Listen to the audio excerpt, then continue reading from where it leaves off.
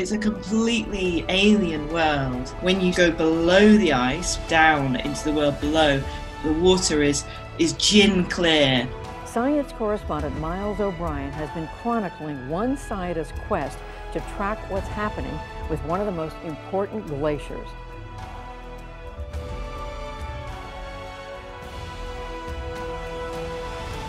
De nombreuses théories de la conspiration ont été créées au fil des ans concernant le continent le plus froid, mais aussi le plus désolé et le plus dur de la Terre, l'Antarctique. De nombreux récits d'anciennes civilisations enfouies dans la glace et préservés comme Pompéi, probablement des ruines complètes et intactes d'une ancienne civilisation avancée, aujourd'hui disparue. Leur mode de vie, leurs bâtiments et même des villes entières sont présentés comme une vérité réelle par un certain nombre de chercheurs marginaux. Ces affirmations ont suscité des spéculations sur le mode de vie de ces extraterrestres. Les scientifiques et les chercheurs étudient les observations d'extraterrestres depuis des décennies afin d'en apprendre davantage sur eux, mais ils n'ont pas réussi à prouver leurs efforts. C'était vrai, jusqu'à ce qu'une révélation récente révèle l'existence d'une extraterrestre en Antarctique et une attaque de phoques de la marine américaine par des technologies que l'on pense être des ovnis. Y a-t-il vraiment des extraterrestres sur Terre? Et si oui, où sont-ils en Antarctique? Rejoignez-nous pour enquêter sur les possibilités de vie extraterrestre en Antarctique. Notre technologie sur Terre a énormément évolué grâce aux efforts des scientifiques et des ingénieurs. Nous disposons aujourd'hui de satellites de détection et de télescopes qui n'existaient pas il y a 50 ou 100 ans. Les scientifiques et les astronomes ont pu explorer efficacement le système solaire grâce à ces technologies avancées, notamment les télescopes. Le télescope Pan-STARRS, par exemple, a été utilisé pour découvrir une sonde extraterrestre qui a visité notre planète depuis l'espace interstellaire. Le télescope Pan-STARRS a détecté la sonde extraterrestre alors qu'il effectuait son relevé hebdomadaire du ciel. Le télescope Pan-STARRS, situé sur l'île hawaïenne du Maui, surveille le ciel pour détecter tout objet astronomique dans l'espace qui se déplace ou dont la luminosité varie. Au cours de l'un de ses examens, l'astronome canadien Robert Weryk a détecté l'étrange et petit objet qui a été repéré à 33 km de la Terre. Au début, l'astronome a pensé qu'il s'agissait d'un astéroïde, mais il ne ressemblait pas aux autres astéroïdes. Pourtant, lorsque les tests et les recherches sur le corps ont commencé, les observations des astronomes ont montré qu'il s'agissait d'une comète d'après son orbite autour du Soleil. L'orbite de l'objet avait une forme elliptique extrêmement élevée qui n'est connue que pour les comètes. Cependant, contrairement aux autres comètes, cet objet n'avait pas de queue poussiéreuse éblouissante, ce qui était leur indicateur qu'il ne s'agissait pas d'une comète ou d'une astéroïde. À partir de ce moment-là, plusieurs réflexions et spéculations sur l'origine de l'objet ont commencé à circuler dans le monde scientifique. Les scientifiques n'avaient plus qu'une seule explication à ce phénomène. L'étrange objet pourrait provenir d'un autre système stellaire dans un passé lointain et avoir été éjecté à un moment donné avant d'entrer en collision avec le nôtre. Après avoir réalisé que c'était leur seule alternative, les scientifiques ont baptisé la découverte Oumuamua, ce qui signifie un messager du passé lointain qui nous tend la main. Outre son origine, la forme et les autres caractéristiques de l'étrange objet ont laissé les scientifiques perplexes. Lorsque l'objet a été repéré, Robert Weryk est retourné aux photos prises au télescope lors du balayage de la veille.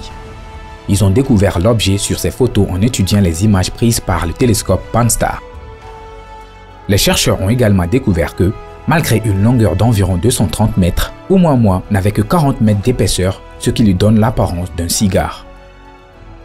Les analyses des chercheurs ont révélé des mouvements et des vitesses étranges lors de son déplacement, ce qui implique que Oumuamua doit voyager dans notre système solaire avec ses mécanismes.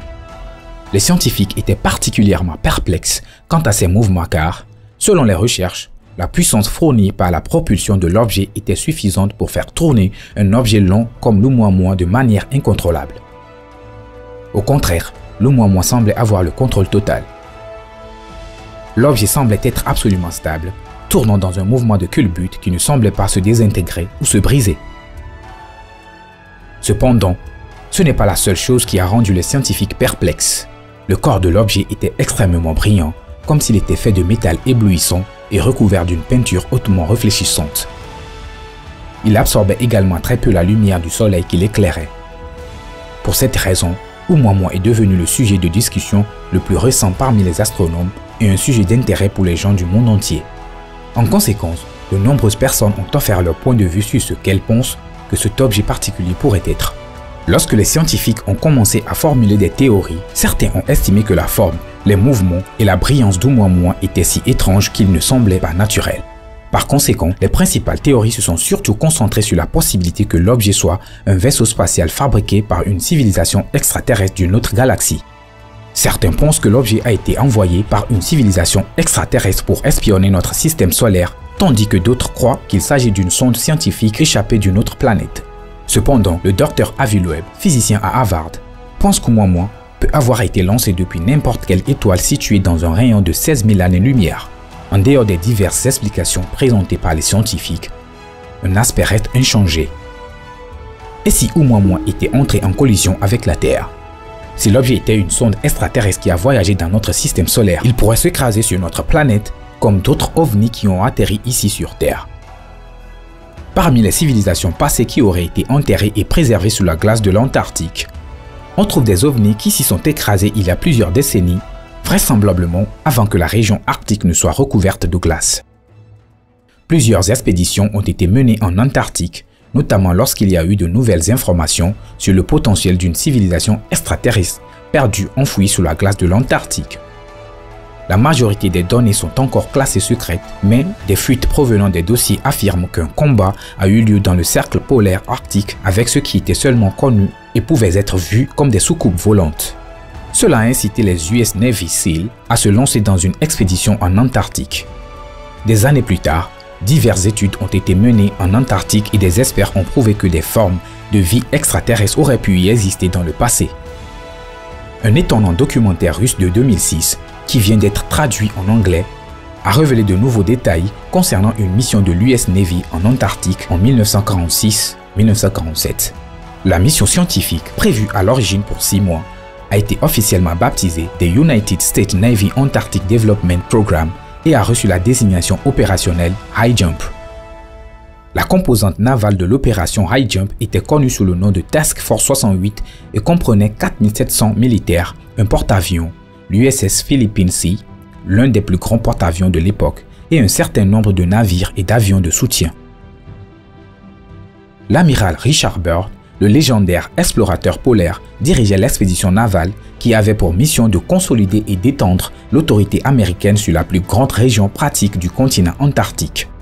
Selon les premiers comptes rendus basés sur des conversations avec des membres d'équipage qui se sont adressés à la presse lors de leur passage dans des ports syriens, la mission de Byrd s'est terminée après seulement 8 semaines avec plusieurs morts. Plutôt que de refuter le taux de mortalité élevé, l'amiral Byrd a déclaré lors d'une conférence de presse que la Task Force 68 avait découvert un nouvel adversaire capable de voler d'un pôle à l'autre à des vitesses extraordinaires.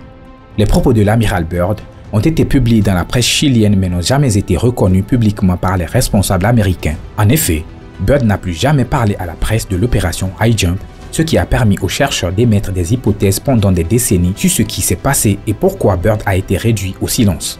Après l'effondrement de l'Union soviétique en 1991, le KGB a révélé des dossiers jusqu'alors classifiés qui ont fait la lumière sur la mystérieuse expédition navale en Antarctique dirigée par Byrd. Des recherches récentes menées par des scientifiques ont montré qu'il est possible que la vie existe sous la glace qui recouvre l'Antarctique. Ils ont découvert une oasis chaude et potentiellement habitable sous l'épaisse glace de l'Antarctique. Au cours d'une de ces éruptions, le mont Erebus, un volcan, a créé un système creux de grottes de glace. À l'intérieur de ces grottes de glace, des fluctuations de température allant jusqu'à 25 degrés Celsius sont possibles.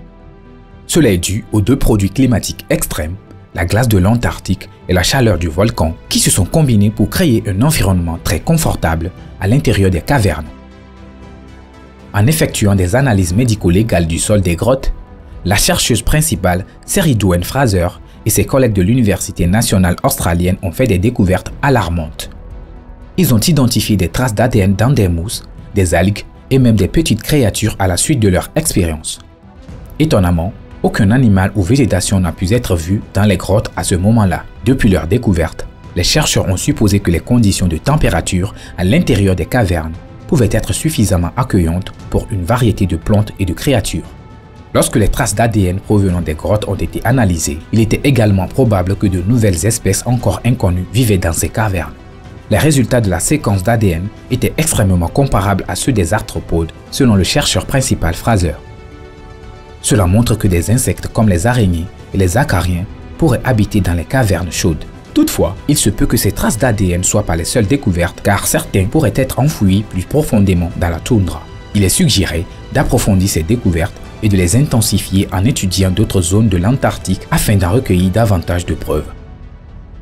Ce n'est pas la seule preuve de vie extraterrestre car il existe de nombreuses preuves d'extraterrestres et d'ovnis, y compris des rapports sur ces derniers. Certaines de ces données proviennent de documents déclassifiés du gouvernement américain et de la NASA. 3 vidéos qui ont été fournies avec le dossier des rapports d'OVNI dans le cadre de la loi de la liberté d'information sont des exemples de ces dossiers classifiés.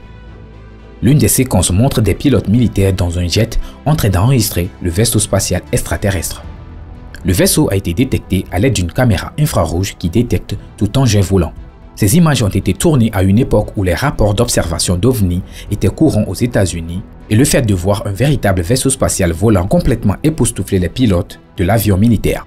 Lorsqu'ils ont enregistré l'objet volant, ils ont supposé qu'il s'agissait d'un drone volant tranquillement au-dessus de la côte Est. Après avoir montré la vidéo aux pilotes militaires qui l'ont enregistré et avoir été interrogés à ce sujet, ils ont remarqué que l'objet semblait tourner et se déplacer dans le ciel. Cependant, les conditions n'étaient pas favorables à ce moment-là et cette brise aurait déstabilisé le drone. Cependant, cet objet dans le ciel ne semblait pas être perturbé par le vent, mais plutôt se déplacer contre lui. Ils ont également remarqué que l'objet volant ne se déplaçait pas et ne fonctionnait pas exactement comme un avion typique. Les 20 premières secondes de la séquence ont vu un minimum d'action jusqu'à la 23e seconde lorsqu'un objet inhabituel a été observé par la caméra infrarouge. Une petite bosse est apparue dans la vidéo et au même moment, un objet était visible, tournant dans le sens inverse des aiguilles d'une montre. Le pilote qui filmait la vidéo a d'abord cru voir quelque chose de différent jusqu'à ce que la même petite bosse tourne 2 fois. Lorsque le vaisseau spatial a effectué sa plus longue révolution, le pilote a pris confiance dans les dimensions de l'engin et a dit à son copilote « Regarde cette chose, elle tourne ». L'un des pilotes a été surpris par l'observation, tandis que l'autre a soigneusement pris note de sa découverte. Les scientifiques et les chercheurs espèrent faire d'autres découvertes au fur et à mesure que le temps passe, surtout avec le progrès important réalisé en Antarctique. Les extraterrestres existent-ils en Antarctique? Dites-le nous dans les commentaires ci-dessous.